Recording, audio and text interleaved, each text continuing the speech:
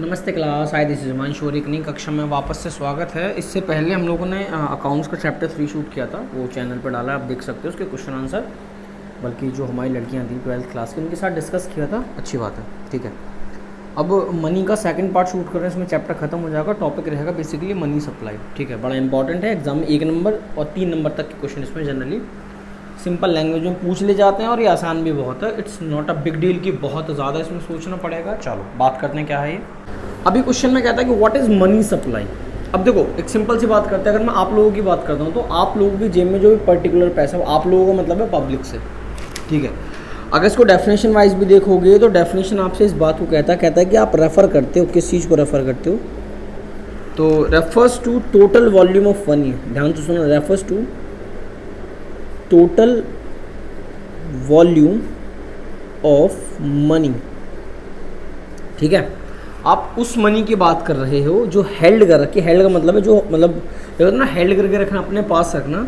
ठीक है, held by, सुनो ध्यान से, शब्द बड़ा प्यारा है, पब्लिक। कुल मिला के हम और आप लोगों की बात हो रही है, तो हेल्ड बाय पब्लिक।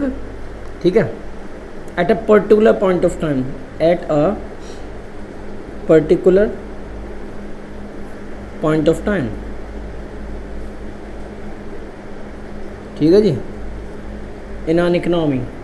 तो हमारी अर्थव्यवस्था के अंदर, हमारी ये जो अर्थव्यवस्था है उसके अंदर जिस जनता ने पैसा संभाल के रखा हुआ है, चाहे वो सिक्के हों या पेपर नोट हों, उसको जो बोलेंगे ना वो बेसिकली मनी सप्लाई बोला जाएगा। जो बहुत सिंपल से लैंग्वेज कहलाती है वो यही कहलाती है। ठीक है, तो आप इसको याद रख सकते हो, टोटल वैल्यू ऑफ मनी, यानी कि मनी की वो टोटल कितनी कीमत है, कि कितना पैसा पब्लिक ने हेल्ड कर रखा है इन फॉर्म ऑफ करेंसी या इन फॉर्म ऑफ, आप कह सकते हो, कॉइन, सिक्के वगैरह, इन सब में। ठीक है, तो वो सारा आपको क्या कहलाएगा एक टाइम पे, मनी सप्लाई कहलाएगा।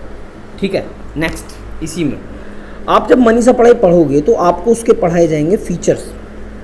क्या पढ़ाए जाएंगे आपको? उसके फीचर्स पढ़ाए जाएंगे। अभी जो फीचर्स हैं वो जनरली डिपेंड करते हैं उसकी लैंग्वेज पे, जो उसकी अभी हमने ये पढ़ी ना, held by public, money held by public. तो ये उसका सबसे पहला, कौन सा सबसे पहला इसका फीचर है कि इसके लिए लिखा जाता है कि इट इंक्लूड्स क्या, money held by public only, held by public only. देखो इसमें एक शब्द और लिखा हुआ है, पब्लिक ओनली। ये किस बात को दर्शाता है? ये इस बात को दर्शाता है कि यहाँ पे पब्लिक का क्या मतलब है। इस बात का क्या मतलब, इसमें बोलोगे कि यहाँ पब्लिक का क्या मतलब है। पब्लिक का मतलब है जो सिर्फ money, the money using sector, जो लोग मनी का इस्तेमाल करते हैं अपने जीवन यापन को चलाने के लिए, मनी यूजिंग सेक्टर। पब्लिक का मतलब वो है हम, आप, आपका पड़ोसी, हमारा पड़ोसी, कोई भी जो मनी को यूज़ करता है अपने काम पूरे करने के लिए, ऐसे लोगों को जनरली कहा जाता है पब्लिक। तो पब्लिक का मतलब सिर्फ भीड़ से नहीं होता। इसमें ध्यान रखना, उन लोगों को नहीं लेते जो मनी क्रिएटिंग सेक्टर है। इसमें एक शब्द, ये तो मनी यूजिंग सेक्टर है, एक और होता है मनी क्रिएटिंग सेक्टर, यानी कि जो बैंकों के पास पैसा पड़ा हुआ है या फिर जो हमारी गवर्नमेंट के पास पैसा पड़ा हुआ है, ऐसे इन चीज़ों को यहाँ पे इन्वॉल्व आमतौर पर नहीं करते। जो पब्लिक के हाथ में पैसा, जो मनी यूजिंग सेक्टर के हाथ में जो पैसा है, आप उसकी बात यहाँ पर कर रहे हैं। और दूसरा देखो, इसमें लगा था at a particular point of time, तो ये 1 नंबर का क्वेश्चन है। तो कहते हैं कि it is a stock concept. अब ये क्वेश्चन डायरेक्ट पूछा जा चुका है, it is a stock concept. आप एक बात और ध्यान रखना, व्हाट इज़ मनी सप्लाई, ये 1 नंबर का क्वेश्चन आ चुका है। व्हाट इज़ मनी सप्लाई और उसके फीचर्स, ये 3 नंबर तक का क्वेश्चन आ चुका है।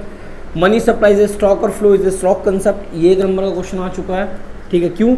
क्योंकि आप इसको at a particular point of time, किसी एक फिक्स टाइम पे बता सकते हो कि ये भैया आज के दिन हमारी अर्थव्यवस्था में इतना पैसा हेल्ड है पब्लिक के द्वारा।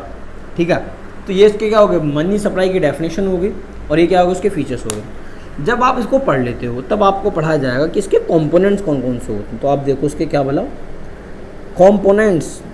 ठीक है, कंपोनेंट्स में एग्जाम में जाके पूछे जा चुके हैं पहले से ही, किसके कंपोनेंट्स कौन कौन से हैं। अब कंपोनेंट्स को लोगों ने तोड़ रखा है। सबसे पहले क्या तोड़ रखा है, पहला नाम है करेंसी विद पब्लिक। ऊपर भी एक तरीके से वही था, करेंसी विद पब्लिक। ठीक है, अभी किस बात को दर्शाता है? अगर इसको बहुत सरल सी लैंग्वेज में लिखा जाए ना, बहुत ज़्यादा सरल लैंग्वेज में लिखा जाए, तो उसके लिए कहा जाता है कि ये लोग सिर्फ क्या करते हैं, इट कंसिस्ट, लाइट बग गई, it consist of paper notes इस कंसिस्ट ऑफ यानी कि करेंसी विद पब्लिक, जो पब्लिक के पास पैसा वो कौन सी है, या तो वो पेपर नोट्स की फॉर्म में है, ठीक है, या फिर किसके फॉर्म में है, एंड कॉइन्स, सिक्कों की फॉर्म में है, हेल्ड बाई द पब्लिक। तो हमारे जो मनी यूजिंग सेक्टर है, जिन्होंने होल्ड करके रखा हुआ है पेपर, सिक्के, ठीक है, बढ़ दे रहा होगा, ठीक है, पेपर, सिक्के, और इधर आ जा, थोड़ा कम हुआ, ठीक है। तो क्या हो गया आपके पेपर और सिक्के, सही है। इनको वो क्या कहता है आपका कि भैया ये करेंसी वो है जो हमारी आम जनता ने अपने पास संभाल के रखी हुई है। लेकिन इसमें ना एक आधी चीज़ें बढ़िया हैं। सबसे पहली बात तो कि ये जब आप करेंसी मनी की कहते हो तो आप करेंसी मनी को एक नाम से और जानते हो। मैं इसको देखो यहाँ से दिखा दे रहा हूँ। ये जो आपकी करेंसी मनी है, करेंसी मनी कौन सी, पेपर नोट हो गए, सिक्के हो गए, आप करेंसी मनी का एक नाम और जानते हो। करेंसी मनी को आप फिएट मनी के नाम से भी जानते हो, फिएट मनी। अब ये एक नंबर का क्वेश्चन बन चुका है इससे पहले। अब बच्चों को मन में आ गया सर ये फिएट मनी क्या होता है, एज अ डेफिनेशन अगर कोई हमें बता दे। तो भैया आप जब फिएट मनी के डेफिनेशन पे बात करोगे तो आप इस तरीके से लिख सकते हो कि the money, STHE, the money which is under, the money which is under the fiat. अब यहाँ पे फिएट का मतलब क्या है, यहाँ पे फिएट का मतलब होता है ऑर्डर से। ऑर्डर कौन देता है आमतौर पर, हमारी सरकार देती है। The money which is under the order, किसके, फ्रॉम द गवर्नमेंट। अरे यार जब नोटबंदी नहीं हुई थी, गवर्नमेंट ने क्या ऑर्डर दिया था, आज से ये वाले नोट बंद और ये चले गए, फिएट मनी है, ठीक है। तो the money which is under the fiat या फिर order from the what, government. जब हमारी भारत सरकार किसी चीज़ के लिए ऑर्डर देती है कि आप इसको एक्ट करो एज आ मनी, तो आपको वो बात माननी पड़ेगी, आप उस बात को टाल नहीं सकते। और ऐसा हमारे देश में ज़्यादा नहीं, पहले हो चुका है, कई बार हो चुका है। अभी 2000 का नोट बंद हुआ है, सरकार ने कहते 2000 का नोट तो नहीं चलेगा, दे दिया ऑर्डर, खत्म बात। इससे पहले आया था कि 1500 के पुराने नोट नहीं चलेंगे, नया 500 का और नया 2000 का नोट चलेगा। तो फिर वही होगा। तो ये है। साथ में एक चीज़ और कहता कि जो आपकी करेंसी मनी है, जो आपकी करेंसी मनी है, इसको आप एक नाम से और जानते हो, किस नाम से, ये जो आपकी करेंसी मनी है, आप इसको पता किस नाम से जानते हो, इज़ ऑल्सो, ये सब आपकी बुक में लिखा हुआ संदीप गर्ग की, termed as legal tender money, legal tender money, सही है। जब मनी के डेफिनेशंस उठा रहे थे तो उस टाइम पे इनको लीगल टेंडर मनी के नाम से भी जाना जा रहा था। बस ये वाली बात यहाँ पे याद दिलाई गई है। अब इसका सेकंड वाला क्या है, सेकंड वाले का नाम है आपका डिमांड डिपॉजिट्स विद बैंक। ये दूसरा वाला आपका डिमांड डिपॉजिट्स विद बैंक। अब ये क्या चीज़ है, ठीक है। पहले जानते हैं कि what is demand deposit with bank, फिर जानेंगे कि डिमांड डिपॉजिट क्या होता है, क्योंकि ये एक ऐसा क्वेश्चन है जो आपको सीधा एक नंबर में आपसे जनरली वो डिस्कस कर लेगा। तो उसको डेफिनेशन वाइज जानते हैं तो ये कहता है कि इट रेफर्स, ये रेफर कर रहा है किसको, it refer to demand deposit, it refer to demand deposit. देख रहे हो नाम से वो कर दिया, यानी कि आप किसकी बात कर रहे हो अभी तो बताया नहीं उसने।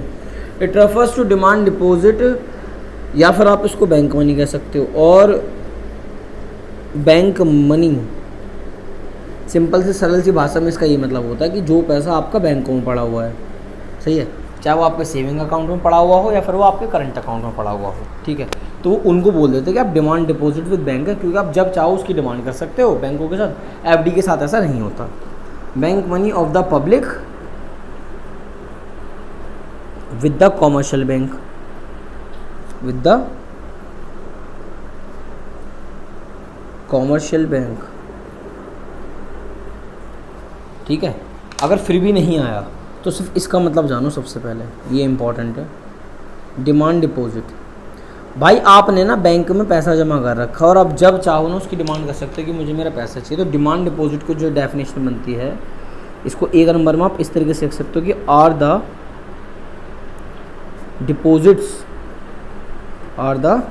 डिपॉजिट्स विच कैन बी, जिसको आप क्या कर सकते हो, विच कैन बी इनकैश्ड, जिसको आप कभी भी कैश इन कैश में कन्वर्ट कर सकते हो, कैसे? By issuing cheque, cheque issue करके भी आप जब चाहो इस पैसे का इस्तेमाल कर सकते हो at any time, at any time by the account holder. भाई जिस व्यक्ति के नाम पे अकाउंट है वो जब डिमांड करेगा वो तब अपना चेक काट कर देगा और सामने वाले व्यक्ति को चेक से पेमेंट वो कर सकता है। ये मतलब एक्चुअल में डिमांड डिपॉजिट का, ठीक है।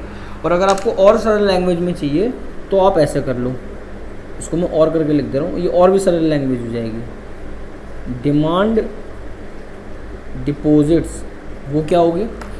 जो पैसा आपके सेविंग अकाउंट के अंदर है, जो आपकी सेविंग अकाउंट की डिपॉजिट्स हैं, ठीक है, और जो आपकी करंट अकाउंट की डिपॉजिट्स हैं,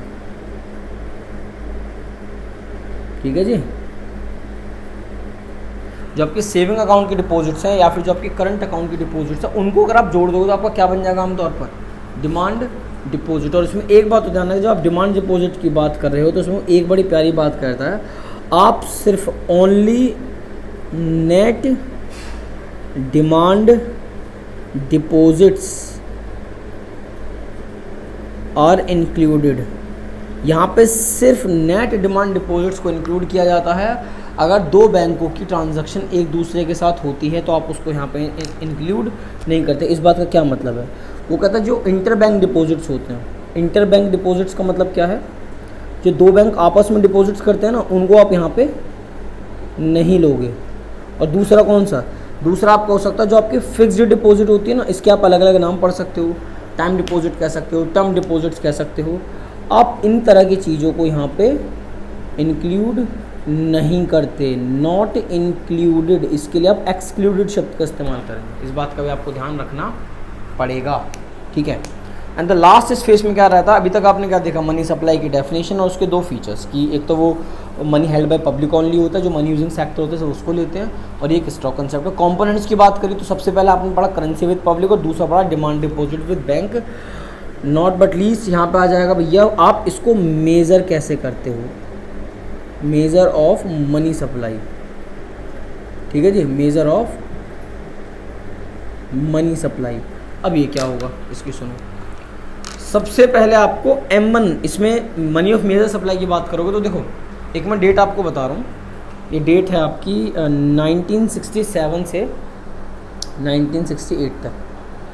तब जो मतलब रिजर्व बैंक ऑफ इंडिया है वो सिर्फ छोटी मोटी चीज़ यानी कि बहुत नैरो चीज़ें ही मनी सप्लाई को कैलकुलेट कराने में हेल्प कराता था। लेकिन इसके बाद इसको 4 पावर मिली। सबसे पहला नाम था इसका M1, यानी कि M1 के माध्यम से आप अपनी मनी सप्लाई को मेज़र कर सकते हो। इसके अंदर क्या क्या आता है ये आपको याद रखने पड़ेंगे।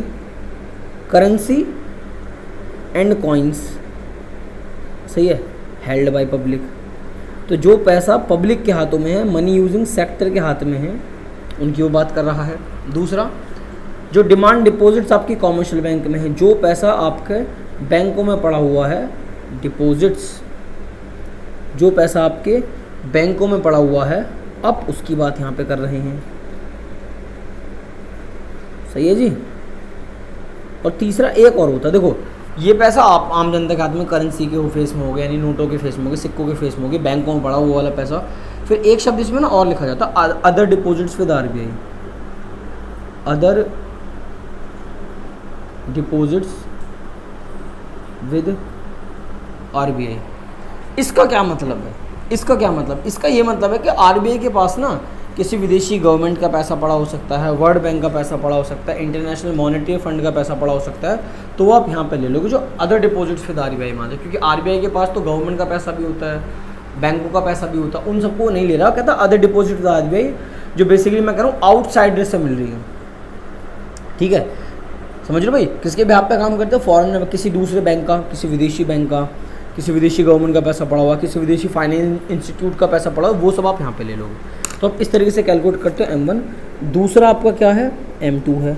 अब M2 की बड़ी प्यारी कहानी, M2 में एक तो पूरा M1 आ गया और दूसरा क्या आ जाएगा आपका, जो आपने पोस्ट ऑफिस के अंदर सेविंग्स कर रखी है, ठीक है। आप किनको डिपॉजिट्स, कौन सी डिपॉजिट्स की आप ले रहे हो? ये कहता है डिपॉजिट्स, ठीक है, विद किसके? Post office saving, post office saving, यानी कि अगर आपका post office saving bank account लिख दो, चलो सेविंग बैंक, तो भैया आपने जो deposit post office saving banks में अपने सेविंग्स कर रखी हैं उनकी आप बात करो, तो ऐसा होता था, अब तो बहुत कम होता है, बट पहले के टाइम में अगर आप देखोगे तो पोस्ट ऑफिस के अंदर भी बैंक अकाउंट खुलता था। बस इनके साथ पता क्या होता है, ये लोग ना चेक की फैसिलिटी नहीं देते बिल्कुल भी, इनकी तरफ से चेक की सुविधा नहीं है, आप जाके कैश निकालो, कैश जमा करो, बस इतना होता है, ठीक है। तो जो लोग अपना पोस्ट ऑफिस में पैसे जमा करके रखते थे उनकी भी बात कर रहे हैं यहाँ पे, ठीक है। तीसरा तीसरा क्या हो सकता है आपका M3 कहलाएगा। अच्छा, इनका भी अलग अलग नाम भी आएंगे, M3 भी कह रहा है कि पूरा M1 यहाँ भी आएगा। और उसके बाद क्या कह रहा है, जो नेट टाइम कह दो, टर्म कह दो, FD कह दो, कुछ भी कह दो, तो net time deposits with bank, net time deposit with bank, तो वो यहाँ पे आ रहा है। अब क्या मतलब है इसका भाई, नेट का मतलब वही है कि जो लोग आम जनता जो अपना FD का अकाउंट बैंकों में खुलवाते हैं सिर्फ उनको ले रहा है, किसी और का नहीं होगा फिर यहाँ पे, ठीक है। तो M1 में आपका currency and coins held by public, demand deposit, ठीक है, आपका क्या आ जाएगा फिर इसमें, demand deposits with commercial banks हो गया, अदर डिपॉजिट्स विद RBI, इसमें बेसिकली जो फॉरेनर बैंक्स हैं, वर्ल्ड MFI है या IMF है, MFI कर रहा हूँ मैं, वर्ल्ड बैंक हो गया, इंटरनेशनल मॉनेटरी फंड हो गया, मतलब किसी का भी, चाहे वो फाइनेंशियल इंस्टीट्यूट है, उनके पैसे की यहाँ पे बात करता है, अपने देश के गवर्नमेंट का पैसा या फिर किसी स्टेट गवर्नमेंट का पैसा है, किसी बैंक का पैसा वो नहीं लेता। M2 में पूरा M1 आता है, और जो पोस्ट ऑफिस के अंदर आपने अकाउंट खुलवा रखे हैं सेविंग अकाउंट, उसका पैसा आता है। M3 में पूरा M1 आता है, और जो FD का पैसा है, आम जनता का FD का पैसा वो आता है। और इसका लास्ट होता है चौथा वाला, आप इसमें M4 लिखते हो, और M4 में एक तो पूरा M3 आएगा, और उसके बाद जितनी भी टोटल डिपॉजिट्स हैं हमारी किसके पास, टोटल डिपॉजिट्स किसके साथ है, जो आपके पोस्ट ऑफिस बैंक अकाउंट है। देखो पोस्ट ऑफिस बैंक अकाउंट के अंदर भी आम जनता का पैसा पड़ा हुआ, ऐसी बात नहीं। पोस्ट ऑफिस सेविंग अकाउंट्स के अंदर सेविंग बैंक लिख दो, उनको आप यहाँ पे लेके चलते हो। इसमें एक शब्द और कहता है कि total deposit with post office saving bank, यानी कि पोस्ट ऑफिस में जितना भी पैसा सेविंग अकाउंट के तौर पर पड़ा वो सारा ले लोगे, ऊपर सिर्फ सेविंग अकाउंट वाली बात करते हैं। यहाँ पर उसने टोटल शब्द का इस्तेमाल करा है, वहाँ सिर्फ डिपॉजिट की बात कर रहा था, बल्कि इस डिपॉजिट के साथ आप एक शब्द और ऐड कर दो, सेविंग, दैट्स इट, और कुछ एक्स्ट्रा नहीं। फिर इसमें एक शब्द और लिखा जाता है कि आप इसमें एक शब्द है national saving certificate, national saving certificate, आप इसको एक्सक्लूड करोगे, आप इसको इंक्लूड सिंपली वे में नहीं करोगे, ठीक है। अब नेशनल सेविंग सर्टिफिकेट क्या होता है, तो सिंपल से लैंग्वेज में अगर बता दो तो पोस्ट ऑफिस के अंदर जो एक तरह की FD होती है उसको नेशनल सेविंग सर्टिफिकेट कहा जाता है, लेकिन वो FD का नाम उसको नहीं दिया जाता, ठीक है।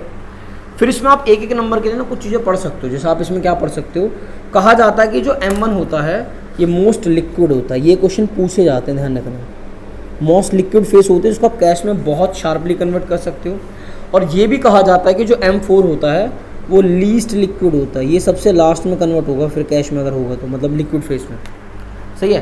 फिर उसमें ये कहा जाता है कि जो M1 M2 है वो आपके नैरो कंसेप्ट हैं। क्या कहा जाता है उसने कहा है कि जो आपका M1 एंड M2 हैं ये आपके नैरो का मतलब होता है छोटा, ये आपके नैरो कॉन्सेप्ट हैं। और ये कहा जाता है कि M3 एंड M4 जो हैं वो आपके ब्रॉड का मतलब होता है बड़े, ब्रॉड कॉन्सेप्ट हैं, ठीक है।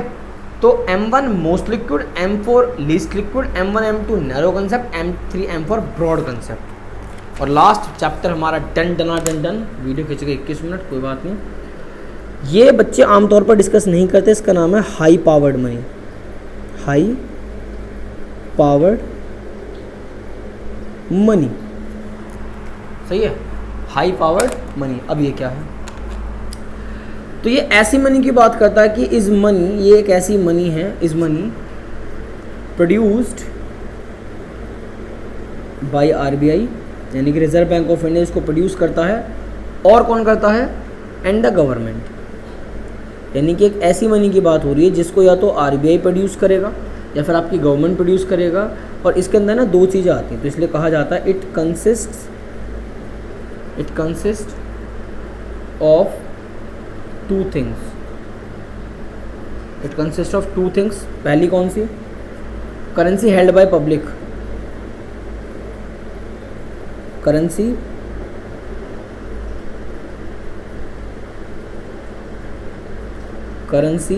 Held by what, by the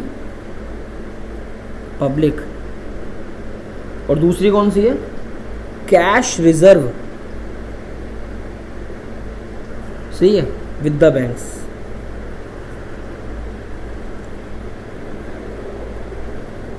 तो आप मेरी बात सुनना, लोगों को लगेगा सर सेम ही तो है, नहीं भाई सेम है ही नहीं। यहाँ सिर्फ करेंसी शब्द लिखा हुआ है, चेक करो, कॉइन्स नहीं लिखा हुआ, क्योंकि कॉइन्स गवर्नमेंट प्रोड्यूस नहीं करता, सॉरी कॉइन्स गवर्नमेंट प्रोड्यूस करवाता, आरबीआई प्रोड्यूस नहीं करता। तो currency held by public, yes को अगर आपकी बुक की लैंग्वेज में देखें तो आपकी बुक किस बात को दर्शाती है, तो आपकी बुक कहती है कि करेंसी एंड डिमांड डिपॉजिट्स, ठीक है, currency held bye the public. और दूसरा क्या हो गया आपका, जो उसमें कैश रिजर्व होता है वो वाला, ठीक है जी।